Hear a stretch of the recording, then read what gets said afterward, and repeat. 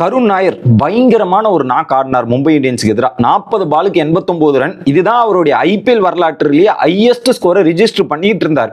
But இந்த நாக்கை நம்ம செலிப்ரேட் பண்றோம், ஆனா அதுக்கு பின்னாடி அவருடைய உழைப்புன்றது ஈஸி கிடையாது. ஏன்னா 3 வருஷத்துக்கு முன்னாடி dear cricket please give me one more chance அப்படின்றத ட்வீட் போட்டிருக்காரு.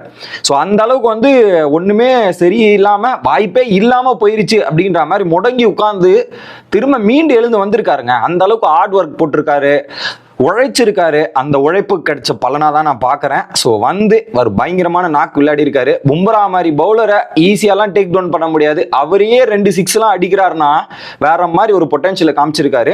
கிட்டத்தட்ட 7 வருஷத்துக்கு அப்புறம் ஐபிஎல்ல ஒரு அரை சதத்தை அடிச்சிருக்காரு. ஸோ 100 மிஸ் ஆயிடுச்சு. But really he deserves that knock அப்படின்றது தான் தோணுச்சு. ஏன்னா வாய்ப்பு கொடுங்கன்னு கெஞ்சிட்டு இருந்தாரு, வாய்ப்பே தன்னை தேடி வந்திருக்கு. அதை ப்ரூவ் பண்ணி காட்டணும்ல, அதையும் காட்டிருக்காரு அப்படின்றது தான் குறிப்பிட்ட விஷயம் மக்களே.